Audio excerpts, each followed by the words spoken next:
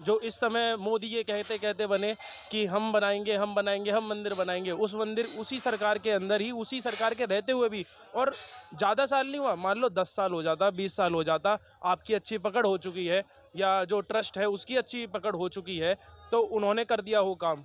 कुछ नहीं हुआ है। ये करने वाले कौन है?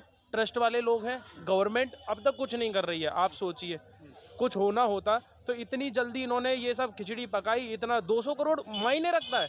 आप और भी तो ट्रस्ट हैं, वहाँ ऐसा क्यों नहीं होता?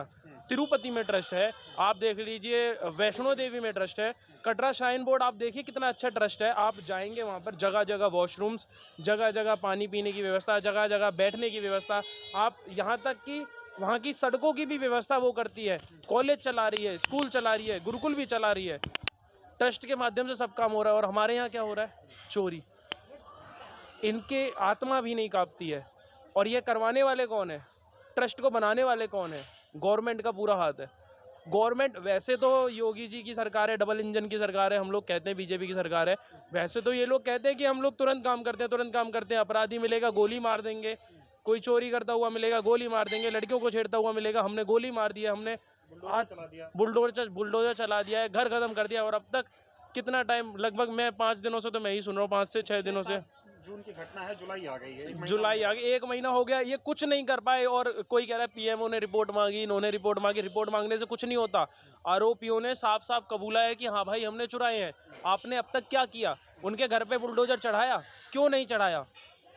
धर्म को काटने वाला, जैसे लोहा लोहे को काटता है, हीरे को काटने के लिए भी मैंने सुना है हीरे से ही काटा जाता है, उसी प्रकार धर्म को भी खत्म करने वाले ये धार्मिक लोग ही हैं।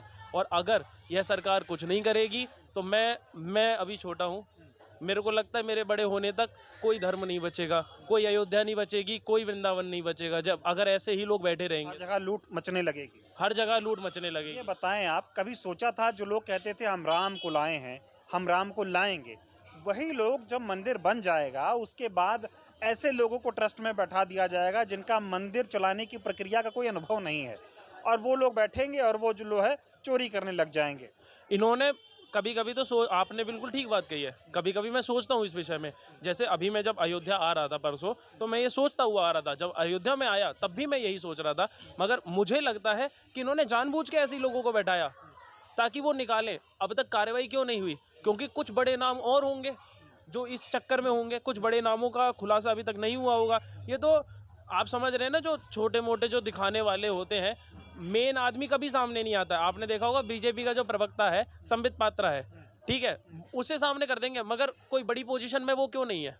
कोई बड़ी पोजीशन का आदमी क्यों नहीं आता है सामने? क्योंकि छिपा लिया जाता है। इसके पीछे भी कोई ना कोई बड़ा आदमी होगा, कोई ना कोई मेन आदमी होगा जो गवर्नमेंट से जुड़ा होगा। और सवाल ये है कि अगर 8 लोग गिरफ्तार किए गए हैं तो वो तो नौकर चाकर लोग हैं, लेकिन अगर उनके जो मालिक है, जो ट्रस्ट के मेन जिम्मेदार कौन थे, अनिल मिश्रा, गोपाल राव, चंपत राय, ये मेन काम धाम, चाहे वो पैसे का हो, चाहे मंदिर में भर्ती करने का हो, चाहे मंदिर का पूरा कामकाज कैसे अच्छे से चले, ये सारी जिम्मेदारी थी इन लोगों की। तो इन लोगों के रहते हुए अगर चोरी हो गई तो जिम्मेदार कौन? जिम्मेदार ट्रस्ट है, ट्रस्ट को बनाने वाली गवर्नमेंट है। और मैं तो कह रहा हूँ कोर्ट तक जिम्मेदार है कि आपके होते हुए ऐसा हुआ क्यों। 500 साल तो हम कहते ही हैं, हमारे सामने देखते देखते निकल गया कि ये राम मंदिर में प्रतिष्ठा हुई, प्राण प्रतिष्ठा हो पाई, ये मंदिर बन पाया। अगर 500 साल इंतजार करने के बाद भी अपने ही भगवान के घर में चोरी होने लगेगी, आगे आने वाला दान कैसे आएगा? और सवाल ये भी है कि जब